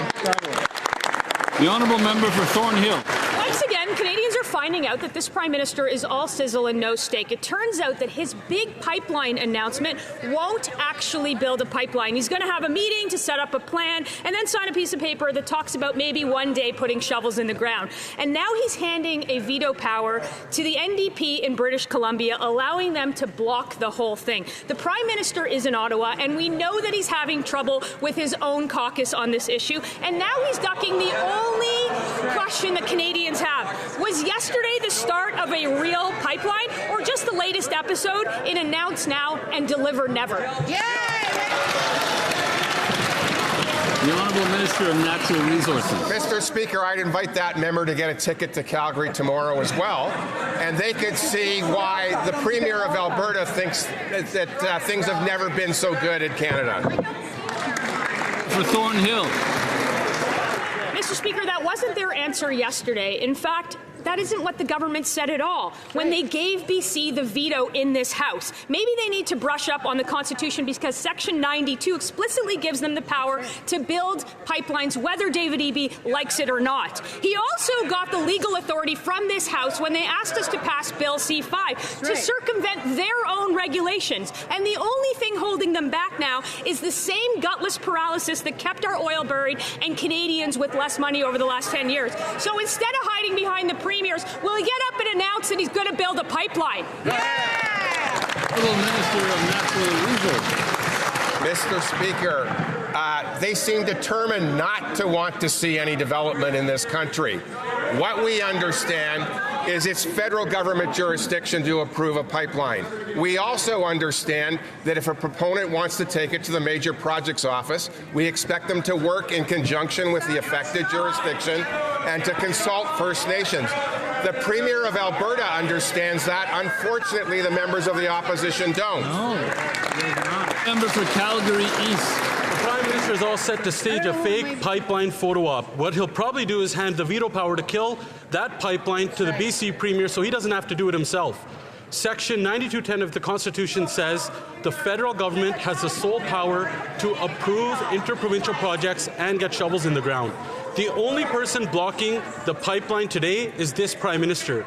Will he stand up today and commit to repealing the tanker ban, axing the industrial carbon tax, and actually getting this oil pipeline built?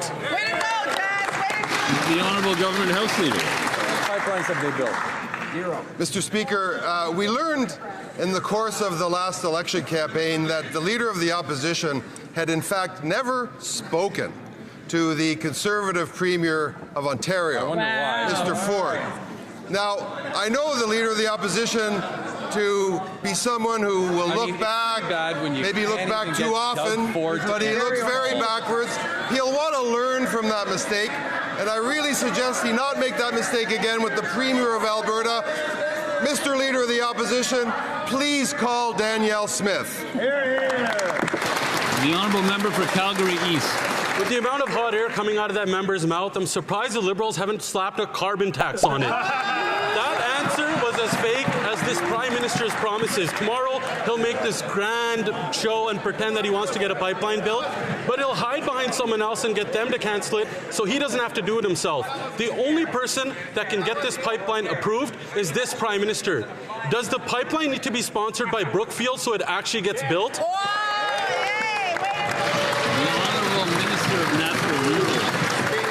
Unfortunately, that plane's going to get pretty full. I invite the member across to buy a ticket and come to Calgary and see what a federal government, how they can work with the provincial government to build Canada strong.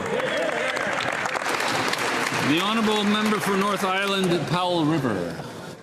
This Prime Minister promised to build Canada strong, and yet when it comes to a pipeline to BC's coast, a pipeline that could end the U.S. monopoly on Canadian oil and bring billions of dollars into Canada, he transforms into a helpless bystander, hiding behind the NDP Premier in BC, ceding responsibility, abdicating leadership. The Constitution is clear. National pipelines are the sole jurisdiction of the federal government, and failing to act is a betrayal of our national interests. It's a betrayal of our workers, and it's selling out to the Americans. Will they build the pipeline, yes or no? The Honourable Minister of Jobs and Families. Mr. Speaker, listen, today's good news for the many companies around the country who are working so hard to stay in business in the middle of this trade war. Whether it's steel, whether it's lumber, Mr. Speaker, we have their backs. And today we're going to talk more about what else we can do, not only to make sure that we protect these companies, but to help them grow their footprint, to sell their product to Canada and around the world. These guys cannot get their head out of the sand, literally, Mr. Speaker, for the sake of the companies right now who need our support. We'll do that work. Honourable Member for North Island, Poilievre. You know, Mr. Speaker, maybe if Brookfield proposed a pipeline, we could actually get one backed by this Prime Minister. Let's be clear. A majority of Canadians support this pipeline. A majority of British Columbians support this pipeline. And as long as the world needs these resources, as long as the world needs oil and gas, until that last barrel comes out of the ground, as much of those resources as possible should come from right here in Canada. Why won't this government take up its mantle of leadership, deliver on what it promised, and get this pipeline built? The Honourable Parliamentary Secretary to the Minister of Finance. Mr. Speaker, news flash, we're in a trade war. We're in a trade war, and we don't get to choose the attitude and the response of other countries. We get to choose what we do in response to protect our industries here in Canada. Tariff-impacted industries know across Canada that this government is standing up to protect their interests at every step along the way. Whether the PM is overseas securing new investments to open up other markets, or whether he's offering new liquidity support and a package to help their businesses get through challenging times, we're steadfast in supporting Canadians. The Honourable Member for Okanagan Lake West, South Kelowna. Mr. Speaker, on a pipeline to the Pacific, the Prime Minister finds himself in a dilemma of his own making. He, his ministers, his MPs say one thing in British Columbia and another in Alberta, and now he's perched squarely on the fence. Under Section 9210 of the Constitution, the decision is his government's alone. So will he side with the national interest to build a new pipeline, or will he bow to President Trump and keep a supplicant to American interest instead of diversifying our energy exports? The Honourable Government House Leader. Mr. Speaker, maybe we should come at this another way. That member is a British Columbia member. Is he really suggesting, even given the constituents he represents from First Nations, is he really suggesting that the Government of Canada, without the consent of the province of British Columbia, without consultation with First Nations, is in a position to do that? I think he doesn't really mean that. I think he hasn't thought this through, and I think that member, once he does, will come back here and agree that the Government of Canada is pursuing the right path. Member for Okanagan Lake West, South. The arrogance of that answer, Mr. Speaker. He hasn't spoken to my constituents like I have on this issue. And right now, the only thing that is crossing provincial borders is this Prime Minister's indecision. A pizza shop is more productive than this Prime Minister because at least they know what business they're in and they know they need to deliver in a competitive marketplace. Section 9210 is clear. The power to act is his. So will the Prime Minister stop hiding behind premiers and process, or will he finally stand up for Canada, repeal the shipping ban, axe the industrial carbon tax, and build a new pipeline to the Pacific that is in the national interest? The Honourable Minister responsible for Canada-U.S. trade. Speaker, we want to thank our colleague in the Conservative Party for that manufactured indignation. And Mr. Speaker, we want to remind him and his colleagues in the Conservative Party that our government made a commitment to Canadians in the last election. It was an election campaign that perhaps they'd prefer to forget. We made a commitment to build the Canadian economy the right way, to build major projects again in a way that respects environmental commitments, our obligations to Indigenous peoples, and working with provinces and territories. They don't like it, Mr. Speaker. We like it, and we're proud to continue to do it. Hear, hear. Honourable Member for Calgary Signal Hill. Mr. Speaker, the Prime Minister has stated that he wants to make Canada an energy superpower. Well, good news. This Prime Minister has the power to approve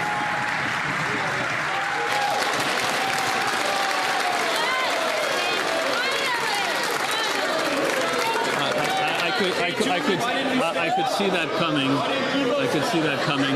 In the business, it's called an applause line, but the member may start from the top. Yeah. Mr. Speaker, this Prime Minister has stated that he wants to make Canada an energy superpower. Well, good news. This Prime Minister has the power to approve a pipeline to the BC coast. Section 9210 of our Constitution gives the Prime Minister jurisdiction over interprovincial projects like pipelines, not premiers, the Prime Minister. So will he stop passing the buck and approve an oil pipeline to the coast so that we can get this nation-building pipeline built? The Honourable Minister of Natural Resources. Mr. Speaker, this Prime Minister so far has referred $117 billion, $117 billion of projects to the MPO. Maybe this member can join us tomorrow in Calgary and see how this government, with the provinces, is building Canada strong. Honourable Member for Pickering-Brooklyn.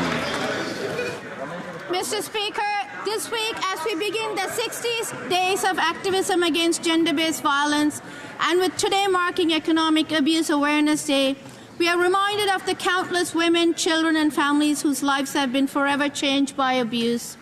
And we are reminded that this violence doesn't always leave visible scars. It's often hidden behind closed doors, taking the form of control, isolation, and economic abuse that can trap someone in a dangerous situation. Could the Minister of Women and Gender Equality speak to how our government is working to recognize and combat economic abuse and support those who are living through this painful and often invisible form of violence? The Honourable Minister for Women and Gender Equality. I thank my honourable colleague for that question. As we mark the 16 days of activism against gender-based violence, we recognize the women who built this movement and the work that lies ahead. Our Economic Abuse Awareness Day, we recognize that gender-based violence can be physical, emotional, and psychological. That's why in our budget, we committed to working with financial institutions on a code of conduct to prevent economic abuse, helping them identify it and intervene safely. We will keep working together to end gender-based violence so women can live safely and free from fear. It's unfortunate the members opposite voted against this very measure. The Honourable Member for Oshawa. Mr. Speaker, when the Prime Minister was asked this weekend whether he had spoken to Trump about trade, he said, "Who cares?" Apparently, there is not a burning issue. Well, Mr. Speaker, Conservatives care, and so do the thousands of Oshawa auto workers at the GM assembly plant who are losing their jobs because of the trade war. How can the Prime Minister look Oshawa auto workers in the eye and tell them he doesn't care and that their jobs don't matter? The Honourable Secretary of State for Financial Institutions. Mr. Speaker, great news for the Conservatives. We care. This afternoon, we're going to announce new measures, further limit foreign steel imports to ensure that Canadian steel products have better access to the domestic market, become our own best customer by building big with Canadian steel and Canadian lumber, increase protections for Canadian steel and lumber workers and businesses so they can adapt and thrive in this new global landscape. Mr. Speaker, that leader only cares about himself, squashing a caucus revolt, and thank you.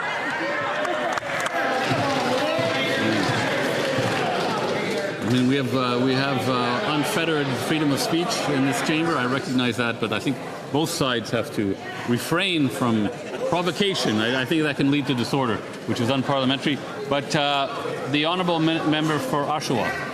Mr. Speaker, what is clear is that instead of negotiating deals for Canadian auto workers, what they care about, and this Prime Minister cares about, is being more interested in negotiating deals for Brookfield. Yeah, Oshawa is set to lose thousands of jobs this January, even though this Prime Minister promised to negotiate a win.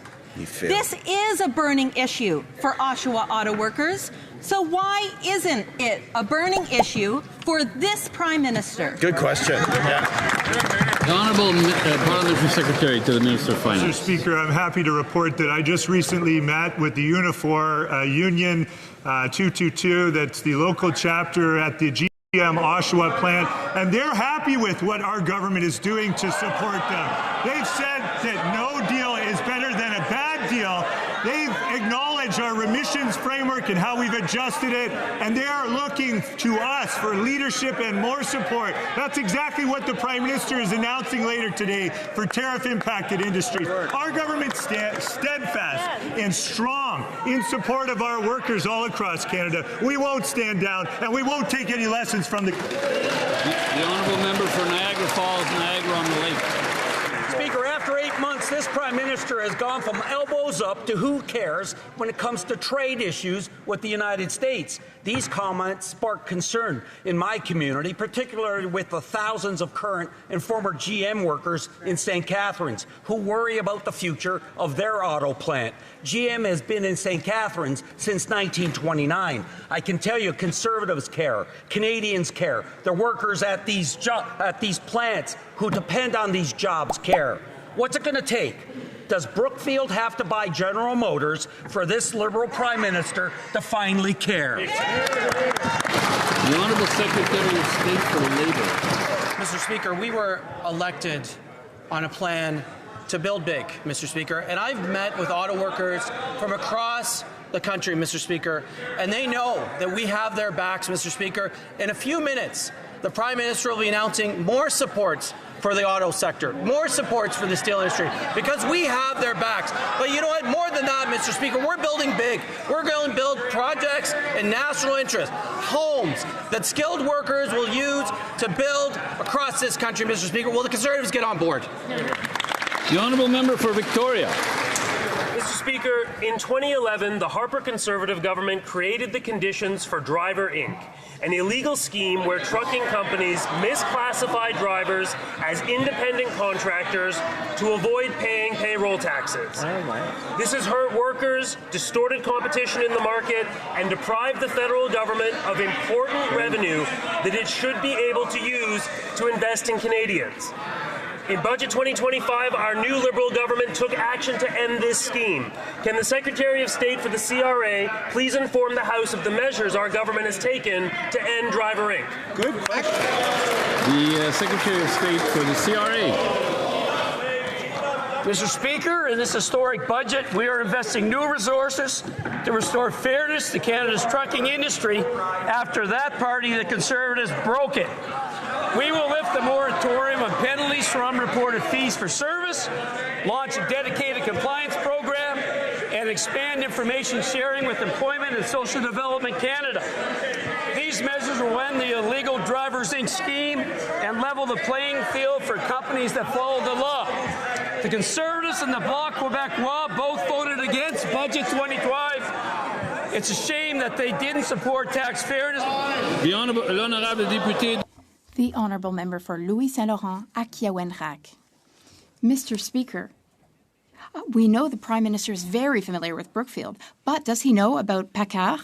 It's a business which has been making trucks for decades. Now, they've announced 300 layoffs. So those are people, even parents, losing their jobs. Why? Because of American tariffs. Now, I know that it's not Brookfield at stake, but can the Prime Minister go talk to the workers at PACCAR and tell them who cares? The Honourable Parliamentary Secretary to the Minister of Industry. Mr. Speaker, I'm surprised by the colleague's question. Yes, we are currently in a trade war, which, yes, was triggered by... Is everyone surprised? But, Mr. Speaker, it's very important to remain level-headed. We can't just sign whatever deal with the United States. As for PACCAR, Mr. Speaker, we're in communication with the business. We have solutions, and we'll work on solutions with the Government of Quebec. Thank you, Mr. Speaker. A brief reminder. For Vancouver, Kingsway. To address the chair. Mr. Speaker, before he was elected, the Prime Minister claimed to care about the climate crisis and protecting our lands and waters. BC Liberal MPs all said they supported the tanker ban in northern BC. Now we see them stealing pages from the Conservative playbook. Without consulting the Premier of British Columbia or First Nations, Liberals are reversing 50 years of protection for sensitive coastal waters, overriding the law and risking billions of dollars of economic activity. Why are Liberals sacrificing the BC coast and betraying the voters who sent them here? The Honourable Minister of the Environment and Climate Change. Mr. Speaker, our Prime Minister was very clear yesterday, and I think it's important to highlight that we will make sure, with any of the major projects that move forward, that we work with affected jurisdictions. That means all of the provinces, and we will work with Indigenous rights holders, respecting their positions and their rights. We will make sure that we continue to build Canada as a strong country, strong future for our country, and we will make sure that we do it well. Hear, hear. This concludes question period for today. Yes. Whoop. So there we go, gang. I've got one more video to show if anybody wants to hang around. I think I've got the right one called up here. We're going to check this out just because I think it might be a funny one. I'm not sure. Let's get right into it. Before we do, thank you all so much for tuning in. Rory, my man, good to see you. Kirk, thank you so much. Everybody that tuned in, new subscribers or new viewers, pardon me, hit the subscribe.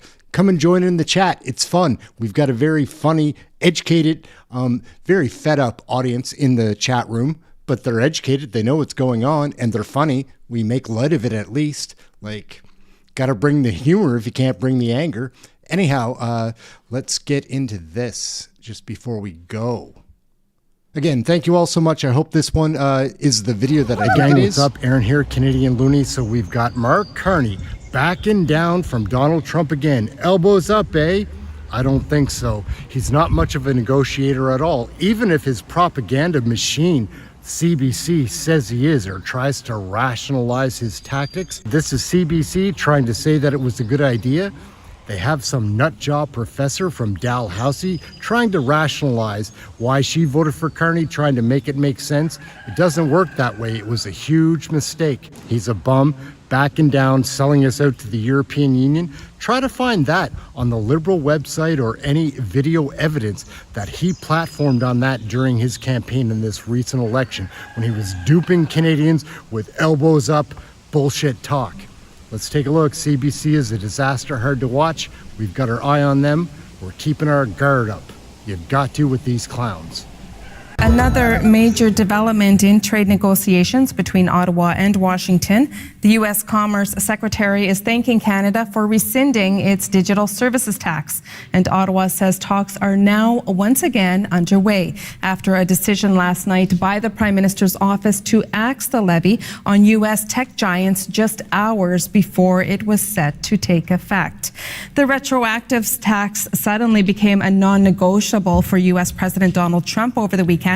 He said if Canada followed through, he would entirely terminate negotiations with Ottawa on tariffs.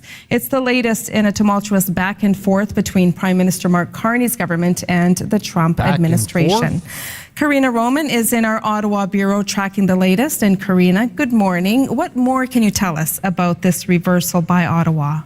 Well, and it is quite the reversal if you think about it, where Canada is rescinding this major policy, this major tax that was in the works for a number of years to take effect today, not delaying it, but actually fully rescinding it.